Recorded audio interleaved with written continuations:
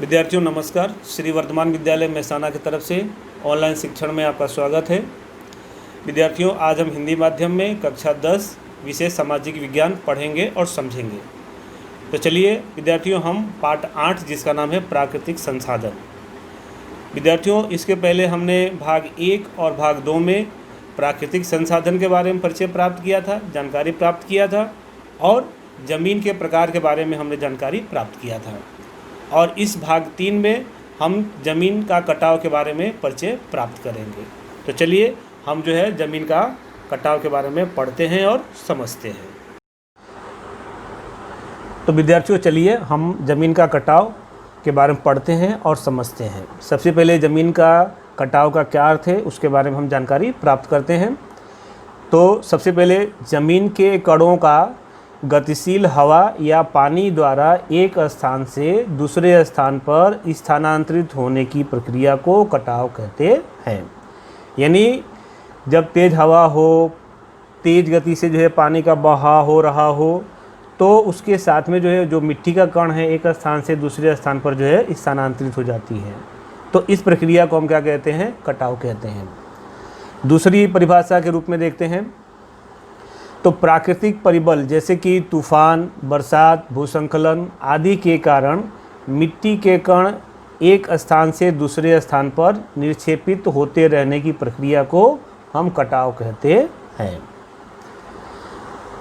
तीसरा है जमीन के कटाव से भूमि बंजर या रेतीली हो जाती है। अर्थात कहने का तात्पर्य ये है कि जो रेगिस्तानी भूमि है, जहाँ पर चारों तरफ रेती रेती है, जब तेज़ हवा चलती है तो उस रेगिस्तानी भूमि से जो रेती के कण है वो उड़ करके जो उपजाऊपन भूमि है वहाँ पर क्या हो जाता है? निक्षेपित होता रहता है, जिसके कारण से उसके आसपास की भूमि क्या हो जाती है? रेतीली हो जाती है या बंजर हो जाती है। चौथा है ज़मीन के कटाव से ज़मीन की उर्वरकता कम हो जाती है। यानी जब ज़मीन का जो ऊपरी सतह है, जो उपजाऊ भूमि है, वह प्राकृतिक परिबलों के कारण से कट करके दूसरे स्थान पर निक्षेपित हो जाता है, जिसके कारण से वह भूमि क्या हो जाती है? कम उपजाऊपन हो जाती है, उसकी उर्वरकता समाप्त हो जाती है या कम हो जाती है।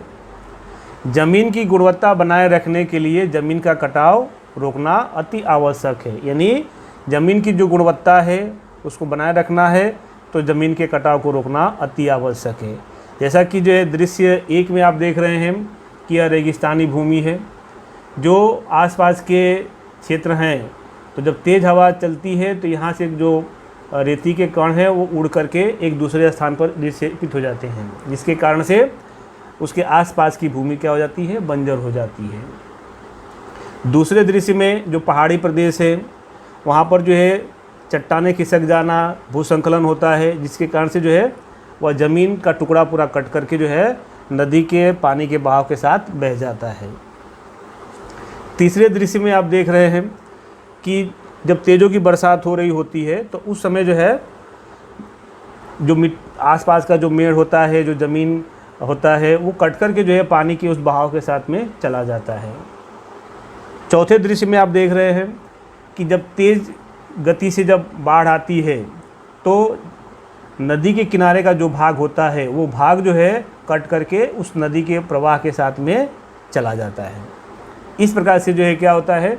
ज़मीन के कटाव से नुकसान होता है। इसलिए ज़मीन के कटाव को हमें क्या करना चाहिए? रोकना चाहिए। यानी ज़मीन की गुणवत्ता को बनाए रखना है तो ज़मीन के कटाव को रोकना अति आवश्यक है। इस प्रकार से ज़मीन का कटाव नुकसानकारक है और ज़मीन के लिए बहुत ही हानिकारक है। इसलिए ज़मीन की गुणवत्ता को बनाए रखना है तो उसके कटाव को रोकना अति आवश्यक है। विद्यार्थियों, इसके पहले हमने ज़मीन के कटाव के अर्थ के बारे में समझ लिया और ज़मीन का कटाव होने से क्या नुकसान होता है उसके बारे में भी देख लिया। ज़मीन के कटाव से ज़मीन की गुणवत्ता नष्ट हो जाती है, समाप्त हो जाती है और भूमि बंजर बन जाती है, रेतीली बन जाती है। अब सवाल ये है कि ज़मीन के कटाव के लिए कौन से कारण जवाबदार हैं?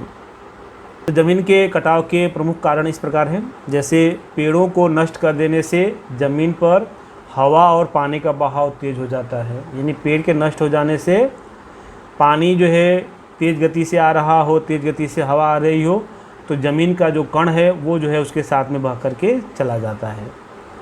दूसरा है कि कई बार मवेशियों को चराने से मिट्टी ढीली और वनस्पति नष्ट हो जाती है। यानी जब बहुत सारे जो पशु होते हैं, मवेशी मतलब पशुओं के चरागाह से मिट्टी जो ढीली पड़ जाती है, वनस्पति नष्ट हो जाती है, जिसके कारण से ज़मीन का कटाव होना शुरू हो जाता है। तीसरा है वर्षा होने पर पहाड़ी ढालों पर खेती करने से भी अधिक मिट्टी का कटाव जो है जल्दी हो जाता है या शीघ्र हो जाता है। यानी जो पहाड़ी ढलान वाले क्षेत्र हैं वहाँ पर यदि तेज़ बरसात होती है तो जो ज़मीन का जो भूभाग है, जो ज़मीन है वो कट कर के जो है तराई वाले क्षेत्रों में चली जाती है। इसलिए हम वहाँ पर ढलान वाले जो क्षेत्र हैं वहाँ पर सीढ़ीदार खेत बनाएंगे तो कटाव जो है कम होता है। चौथा कारण है कि पेड़ों को जलाना, काटना, इसके कारण से भी क्या होता है, ज़मीन का कटाव होता है। यानी मनुष्य जो है अपनी आवश्यकताओं की पूर्ति करने के लिए, शहरीकरण की प्रक्रिया को अमल करने के लिए पेड़ आदि को जो नष्ट कर देता है, जिसके कारण से जो है ज़मीन का कटाव होना शुरू हो जाता है। तो विद्यार्थियों, ये है ज़मीन के कटाव के प्रमुख कारण। अब ज़मीन के कटाव को रोकने के लिए हमें क्या करना चाहिए या किस प्रकार से जो है कदम उठाने चाहिए, उसके बारे में हम जानकारी प्राप्त करते हैं। तो चलिए आगे देखते हैं ज़मीन का कटाव रोकने के उपाय। तो चलिए, ज़मीन पर पशुओं के चरने की प्रवृत्ति को रोकना चाहिए। यानी जो ज़मीन के ऊपर पशुओं का जो चारागाह होता है, इससे क्या होता है, वनस्पति नष्ट हो जाती है, मिट्टी ढीली हो जाती है और जिसके कारण से ज़मीन का कटाव होता है। इसीलिए हमें ज़मीन पर पशुओं के चरने की जो प्रवृत्ति है उसको रोकना चाहिए। दूसरा है ढलान वाली ज़मीनों पर सीढ़ीदार खेत बनाकर खेती करना चाहिए। जैसा कि हमने पहले ही पढ़ा कि पहाड़ी वाले जो क्षेत्र है या पहाड़ी जो ढलान वाले जो क्षेत्र हैं वहाँ पर जो है अधिक वर्षा होने के कारण से क्या होता है, ज़मीन का कटाव हो जाता है। यदि हम ढलान वाली ज़मीनों पर सीढ़ीदार खेत बनाकर खेती करें तो इस कटाव की जो प्रक्रिया है वो प्रक्रिया क्या हो जाती है, कम हो जाती है, ज़मीन कटाव कम हो जाता है या नहीवत हो जाता है। इसके बाद वृक्षारोपण या वन लगाना चाहिए। यानी हमें अधिक से अधिक जो है वृक्ष लगाने चाहिए, क्योंकि वृक्ष जो है ज़मीन के जड़ों को जकड़ करके रखता है। इसलिए अधिक से अधिक वृक्ष लगाने से क्या होगा कि जो वृक्ष है उसकी जो जड़ें हैं वो ज़मीन में फैल जाएंगी और ज़मीन को पकड़ के रखेंगी, और कोई भी तेज़ गति की हवा आए या बरसात आए उससे जो है ज़मीन का कटाव नहीं होगा, ज़मीन का जो कण है वो उड़ करके जाएगा नहीं। इसलिए हमें अधिक से अधिक जो है वृक्ष लगाने चाहिए। चौथा है गोलाई में जुताई करने से भी हवा या पानी मिट्टी को सरलता से नहीं काट सकते हैं। यानी जब खेत में जुताई होती है तो जुताई कैसे करना चाहिए, गोलाकार में करना चाहिए, जिसके कारण से यदि कोई तेज़ हवा आ रही हो, पानी का बहाव आ रहा हो तो उस ज़मीन को काट करके अपने साथ में ले जा सकती नहीं है। और इसके अलावा बांध बनाने से भी मिट्टी का कटाव रुकता है। यानी बांध बना करके भी हम मिट्टी के कटाव को रोक सकते हैं।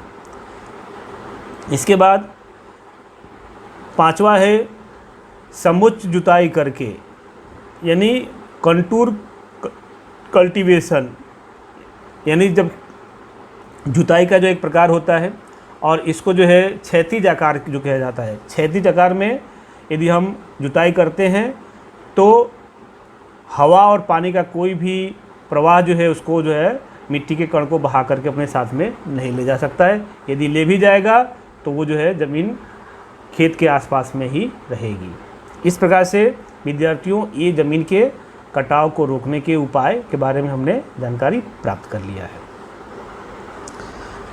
तो चलिए विद्यार्थियों, अब हम जो है भूमि संरक्षण के बारे में जानकारी प्राप्त करते हैं कि भूमि संरक्षण क्या है। तो भूमि संरक्षण अर्थात ज़मीन का जो कटाव है उसको रोकना। संक्षिप्त में यदि अपने शब्दों में कहा जाए तो ज़मीन को कटाव के रोकने की प्रक्रिया को जो है भूमि संरक्षण कहते हैं।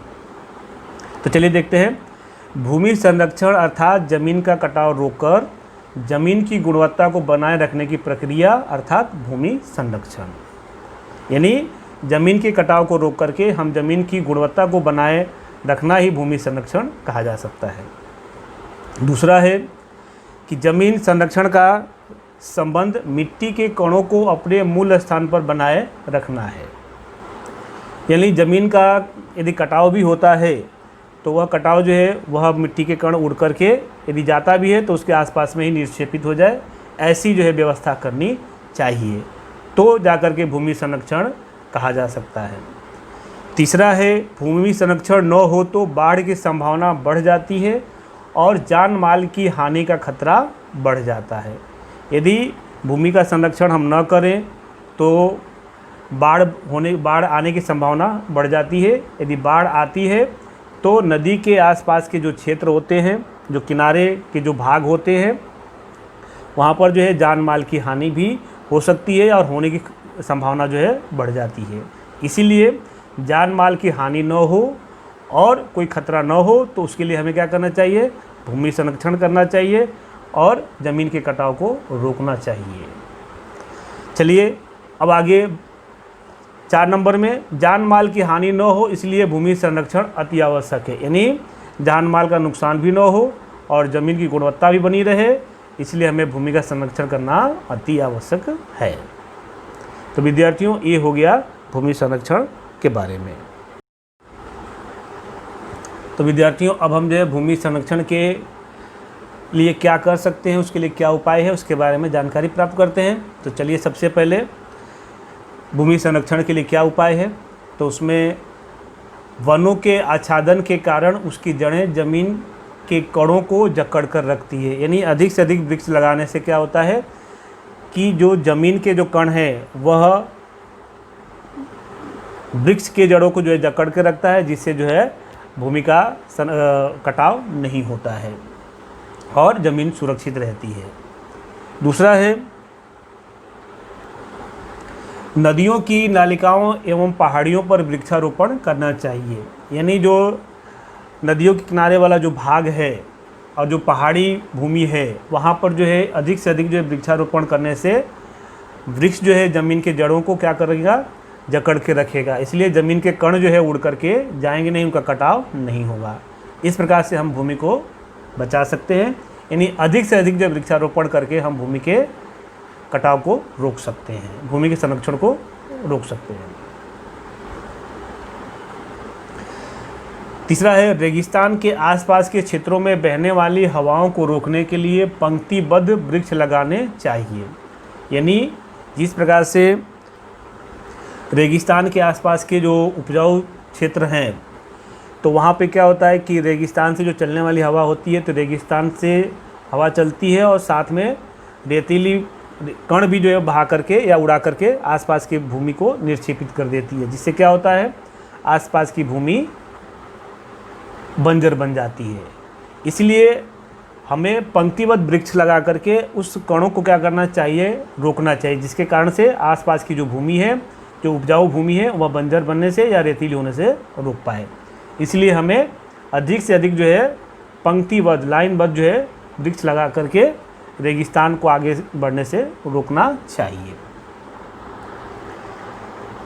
नदियों की बाढ़ को दूसरे नदियों में मोड़कर या सूखी नदियों को भरकर नियंत्रण में करना चाहिए। जिन नदियों में बारहमासी पानी रहता है, बाढ़ की संभावना रहती है, बाढ़ आती रहती है हमेशा, तो उन नदियों में से उसकी उप शाखा निकाल करके दूसरी नदियों में क्या करना चाहिए, नियंत्रित कर देना चाहिए और दूसरी नदियों में मोड़ देना चाहिए, जिसके कारण से बाढ़ के ऊपर जो नियंत्रण लाया जा सके और ज़मीन के कटाव को रोका जा सके और भूमि के संरक्षण को भी किया जा सके।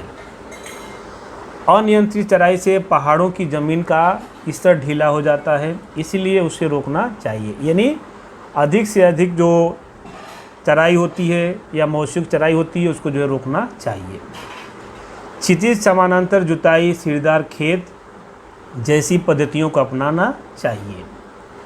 ऊसर ज़मीन में जैविक खाद मिलाना चाहिए। ऊसर भूमि मतलब कि जो बंजर भूमि होती है जिसके ऊपर किसी प्रकार की पैदावार नहीं होती है, तो ऐसी ज़मीन में हम जैविक खाद डाल करके उसको जो है उपजाऊपन बना सकते हैं।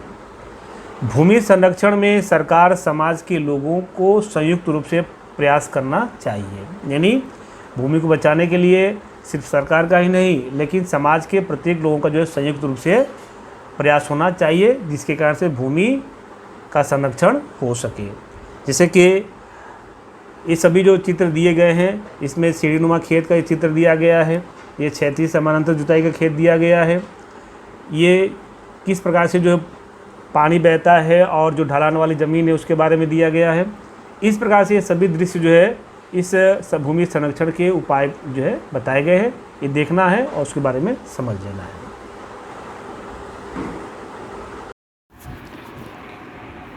विद्यार्थियों, ये स्वाध्याय के जितने प्रश्न हैं ये आपको अपने नोटबुक में लिखने हैं। इस प्रश्न को लिखने के लिए भाग 1, भाग 2 और भाग 3 जो भी जानकारी उसमें दी गई है वो सारी जानकारी आपके बहुत काम में आने वाली है। इसलिए भाग 1, भाग 2 और भाग 3 के आधार पर इस सारे प्रश्नों का उत्तर जो है आपको अपने नोटबुक में लिखने रहेंगे। अब जो वैकल्पिक प्रश्न हैं वो मैं आपको जो है करा देता हूं और आप लिख लीजिएगा। तो चलिए प्रश्न 4 से देखते हैं।